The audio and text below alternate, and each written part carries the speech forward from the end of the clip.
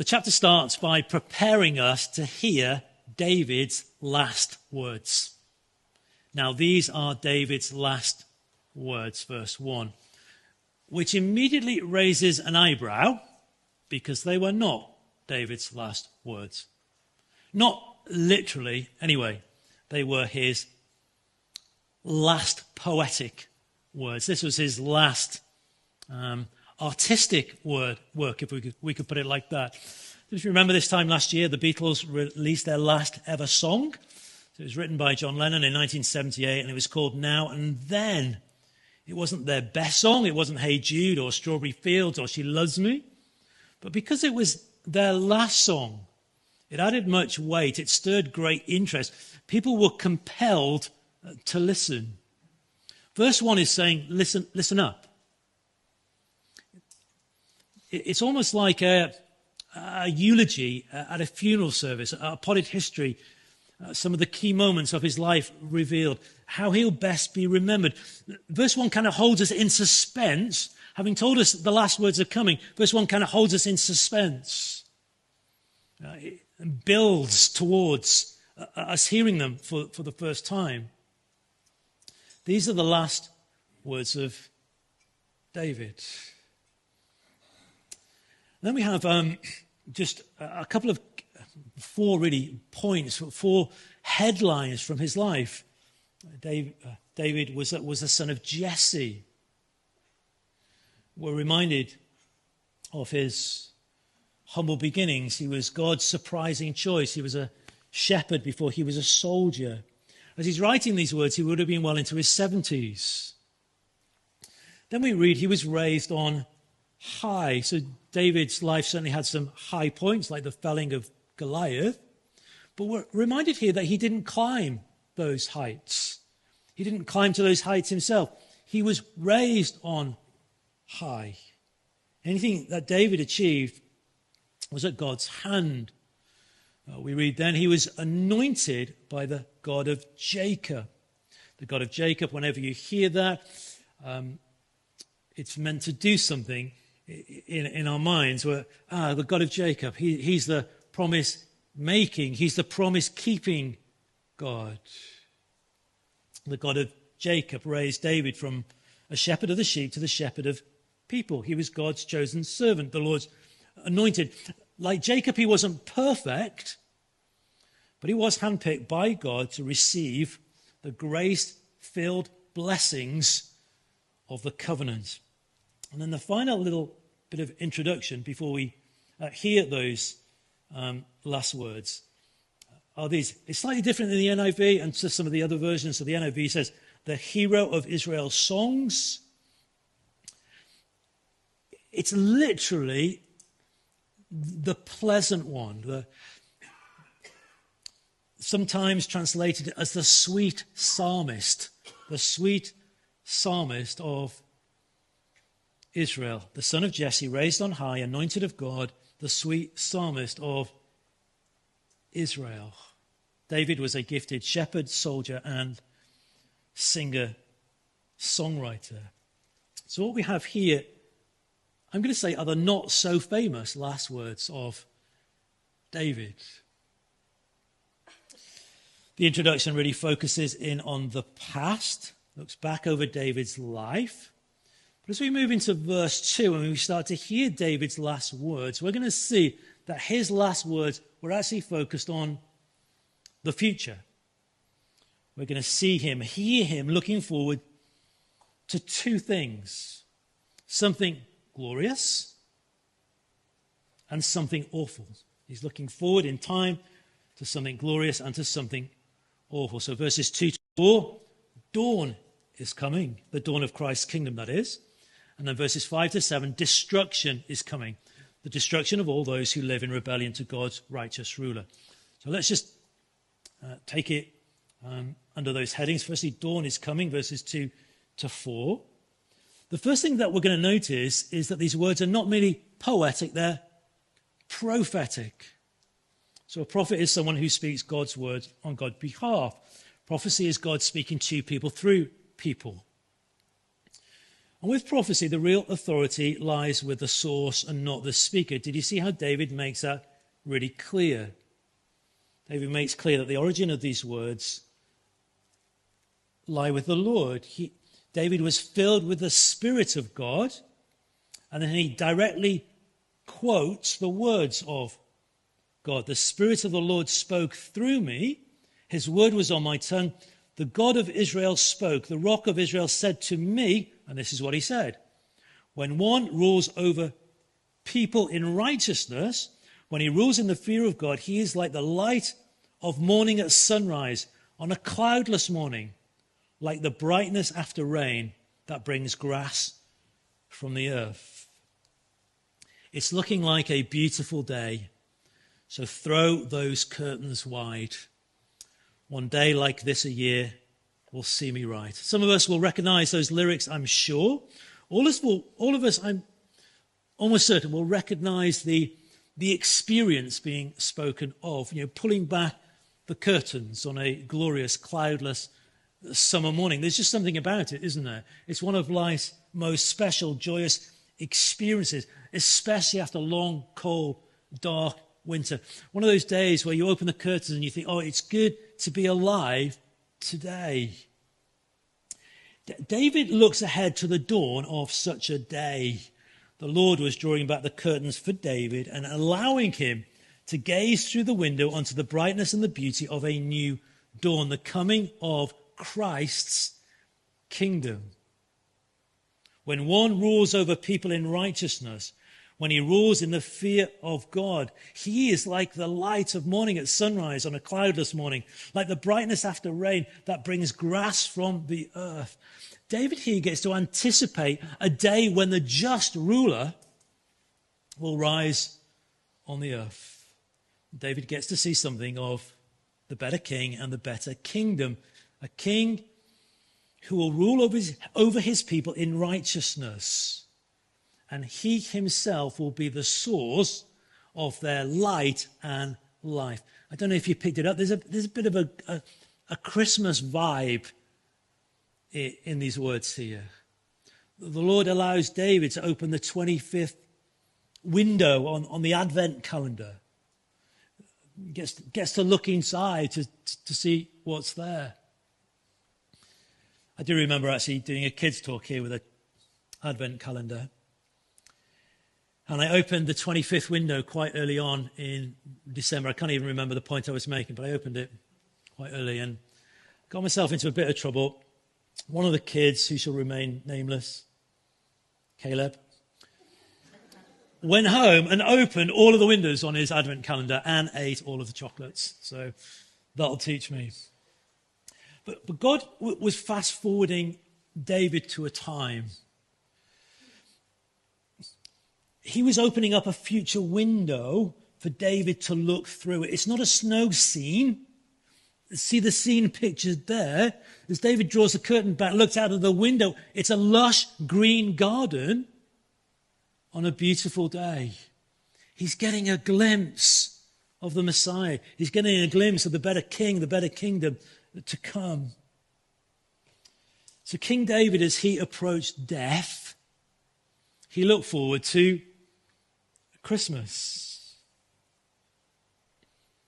I wonder what Jesus was looking forward to as he approached death. So King David, as he approached death, glimpsed Christmas. I wonder what King Jesus glimpsed as he approached death. Surely he was looking forward to Easter Sunday morning. The writer to the Hebrews says, who for the joy before him. Maybe I can put it like this. Who for the dawn before him. Who for the dawn of that Easter Sunday morning, he endured the cross. Seeing what lies ahead can really be empowering in the present. And Jesus found what lay ahead on the other side of the cross, the strength that he needed to endure the cross. We're going to be singing a carol, not today, but soon, I'm sure. It's one of those carols that finds it impossible to split Christmas and Easter up. They are so wonderfully intertwined, aren't they? So profoundly connected. Hail the heaven-born Prince of Peace. Hail the Son, S-U-N, hail the Son of righteousness, light and life to all he brings, risen with healing in his wings. Mild he lays the glory by, born that we may no more may die, born to raise us from the earth, born to give us second birth. David, you're dying, but your future is gloriously bright. One is coming who will be the light of the world, and all who follow him will never walk in darkness, but have the light of light. So as David is dying, God helps him to see that dawn is coming. Then in verses 5 to 7, we see the mood change a little. If you look at the various English translations, you'll see that it's proved a real challenge to translate these words from the Hebrew into the English. I have lent really heavily on those who know a lot more about this than me this week. Dale Ralph Davis, he opts to translate this next verse in this way. Indeed, is not my house like this with God? For an everlasting covenant he ordained for me, a covenant fully stated and secured. For all my welfare and all his pleasure, will he not make it spring up? So David is saying, I have seen a pale reflection of this coming kingdom in my own lifetime. I've seen at least something of this, a ray of sunlight from that dawn. I've seen something of that in my own rule and reign. Indeed, is not my house like this, like the description he's just heard? I've known something of that light and life. Not in its fullness, but I've known something of it. The sun has shone, the grass has grown in my kingdom. The Lord has blessed me. Not based on my performance, no, but on that promise, the promise of a better king to come. This promise, this covenant will not die with me. Lord, you have shown me the future fruit of this covenant blessing, but I can actually see some of it now. I can see it partially filled around me in my own life. I can see it in the way you've preserved me and the way you've prospered me. David then draws a contrast between his own life. He's seen something of this covenant blessing in his own life, but then he makes this contrast in verse 6, a contrast between his house and the house of the wicked. But evil men are all to be cast aside like thorns, which are not gathered with the hand. Whoever touches thorns uses a tool of iron or the shaft of a spear. They are burned up where they are, or literally on the spot. They are burned up on the spot. Those who live under the rule of this coming king will enjoy the lush grass of his beautiful kingdom. They will enjoy the sunshine of his reign over them. But those who do not, those who will not bow to this coming king, they will be cast aside like thorns, and they will be burnt. It's quite a contrast, isn't it? The lush green grass, the dry, brittle, sharp thorns. Jesus uses very similar language to this in Matthew 13. He says, as the weeds are pulled up and burned in the fire, so it will be at the end of the age. The Son of Man will send out his angels, and they will weed out his kingdom, everything that causes sin and all who do evil. They will throw them into a blazing furnace where there will be weeping and gnashing of teeth. Then the righteous will shine like the sun in the kingdom of their Father. Whoever has ears, let them hear. Whoever has ears, let them hear. Those who will not bow to God's anointed King Jesus, then your future is a contrasting future to David's. His future was one of light and brightness and lush green grass. But for those who will not bow, their future is only darkness and separation. They will open their window onto a very different picture altogether. So it's not a garden, it's a garden fire. It's the fire of God's righteous judgment. It's not light, it's outer darkness, where the worm never dies and the fire never goes out. Or to use the words of C.S. Lewis in Narnia, where it's always winter, but never Christmas. It's a serious thing to reject and keep rejecting God's just ruler. And if you keep rejecting his light and his life, then he will ultimately give you what you have chosen. Reject his light and life, and he will give you death and darkness. It's quite a sobering thing. I think when we approach the end of life, we do get sobered. We do begin to think about not just life, but also eternity. I wonder, have you ever wondered what your last words will be? Have you ever wondered when your last words will be? David's last words were to warn those who refuse to put their trust in God's king. Jesus' last words were to assure those who have put their trust in God's king. It is finished.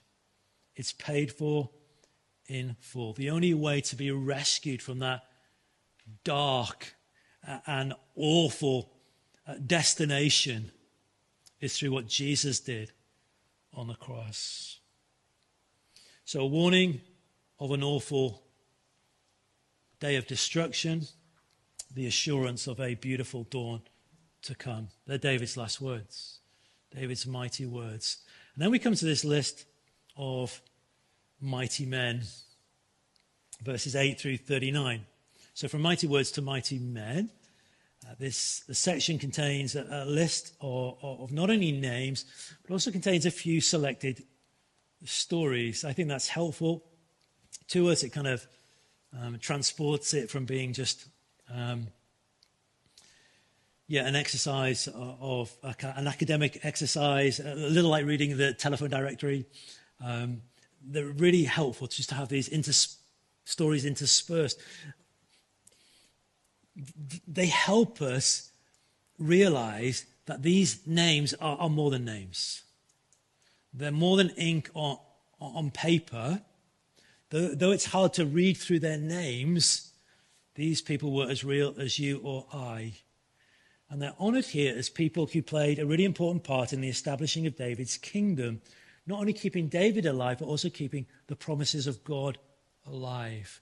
So these men are therefore in some way connected to Jesus. We should be thankful for them.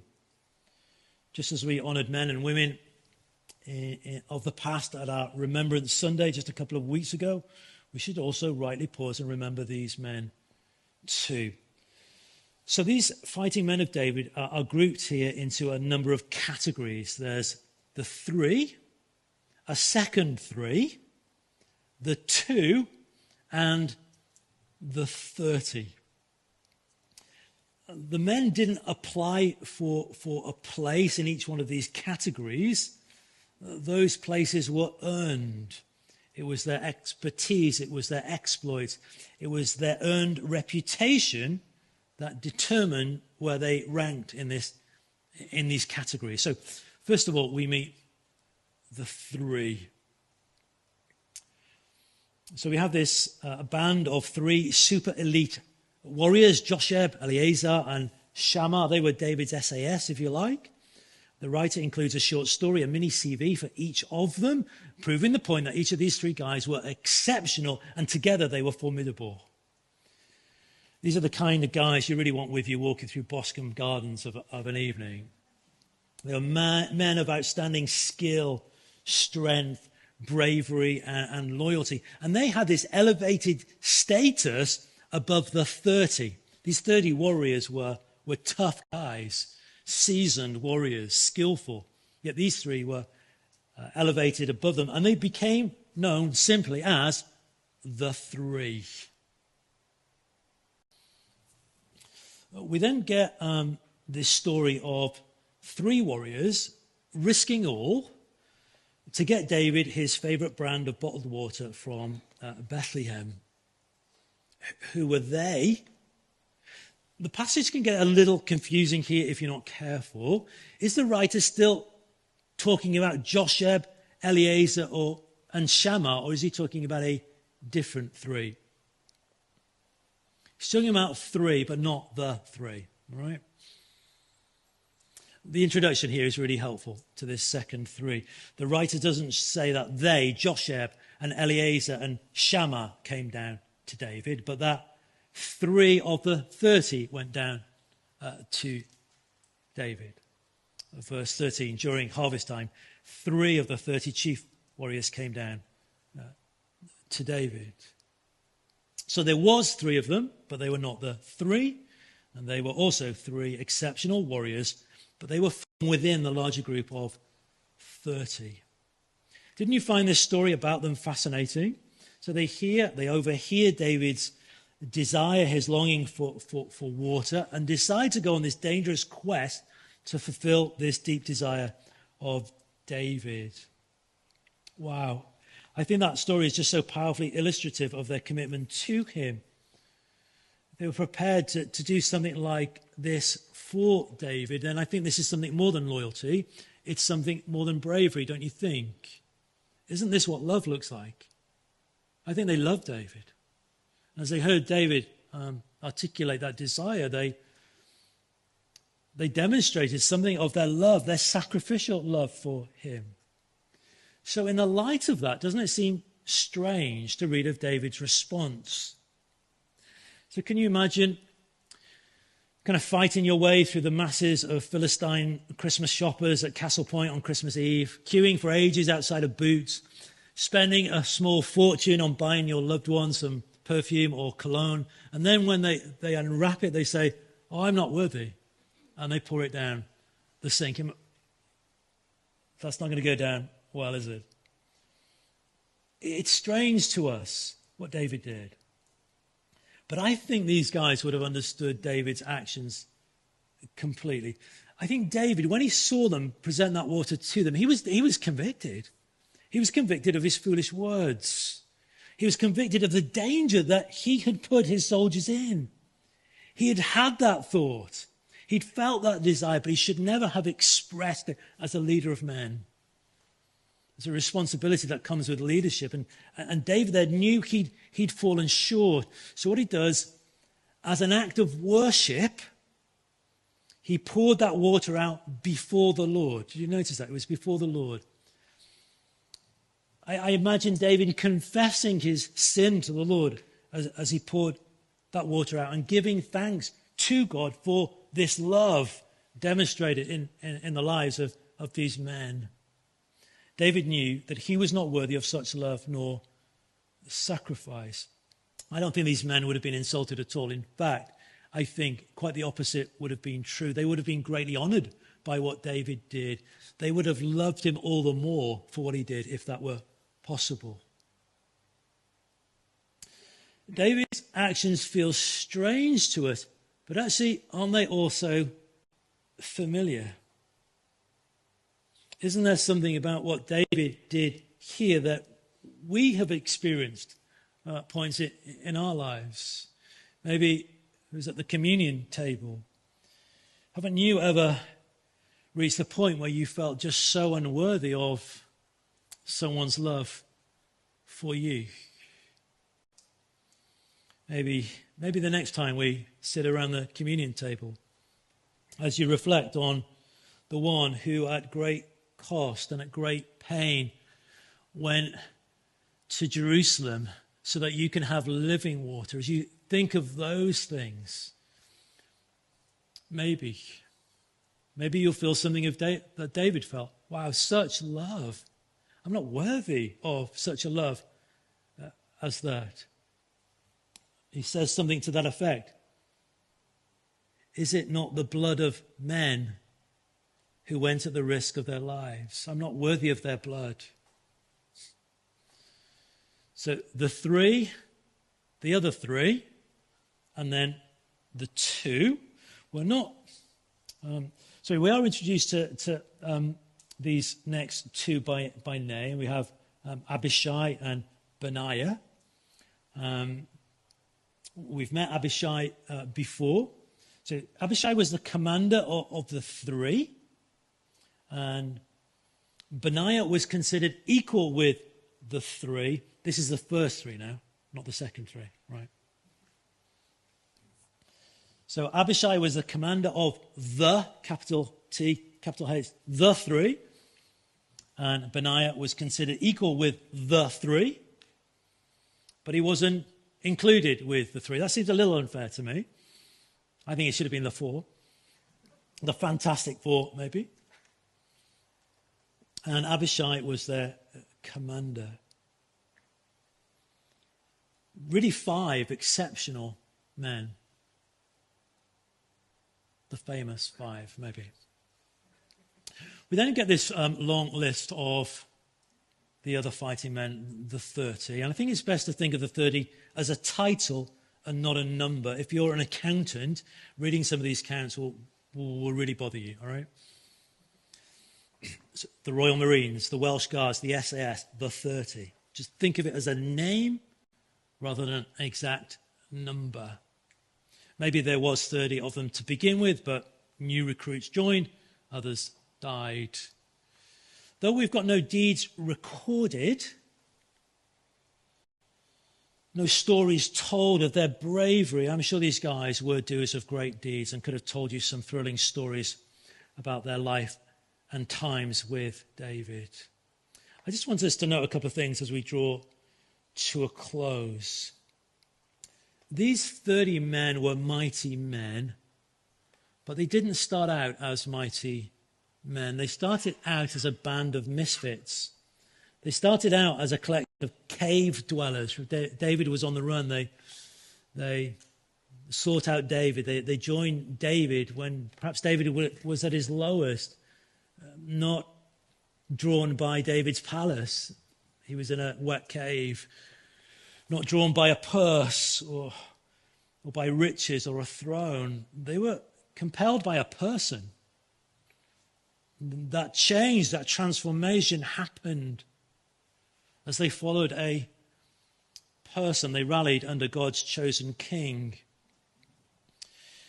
None of their achievements could have been possible in their own strength alone. They did it together, and they did it with God's help. When you read some of those stories through, the writer here just drops in, and the Lord brought about a great victory. I wonder if you noticed that. It comes in a couple of times. So we're thinking about these great men, but actually there are no great men, really. Only a great God of men. They couldn't have accomplished anything on their own. They had a good leader. They had good colleagues. And they had this great cause. They were fighting for the establishing of God's kingdom. I just love the way they were willing to bring what they had. They had their muscle. They had their sword skills. But they were willing to bring them and lay them at the feet of David and just offer themselves, all of themselves, for the cause. Ephesians 2 verse 10 says this, "For it is by grace that you have been saved through faith. For we are God's handiwork, created in Christ Jesus to do good works, which God prepared in advance for us to do." Whether you're skilled with a sword or a pen or with a screwdriver, the King of Kings has a job for you to do. Mighty deeds are accomplished. Maybe you think, I'll never make it onto a list like this. But mighty deeds are accomplished as we offer ourselves and our service to the King of Kings. If you're ever in doubt about that, go and read the story of the little boy who offered his 5 loaves and 2 fish and placed them into the hands of Jesus. Mighty deeds come from humble and ordinary offerings.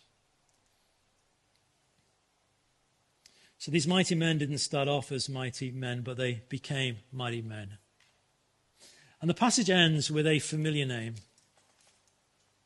Uriah the Hittite. How did you feel as I read that name out before. It's a reminder, isn't it, of that shocking story of adultery and murder. Doesn't it make it even more awful when you consider that Uriah the Hittite was one of those 30 men?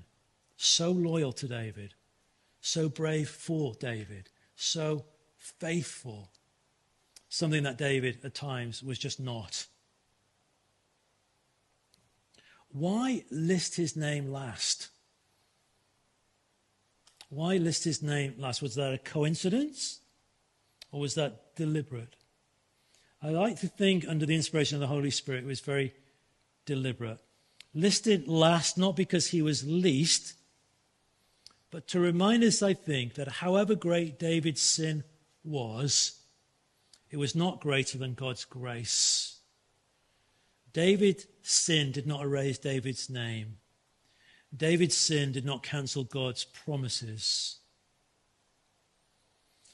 The name Uriah the Hittite should cause us all to look away from King David and look more intently and look more closely to the better king. I wanted us to close with a hymn by James Montgomery, only because when I read it, I thought, that's kind of what I wanted to say in my sermon.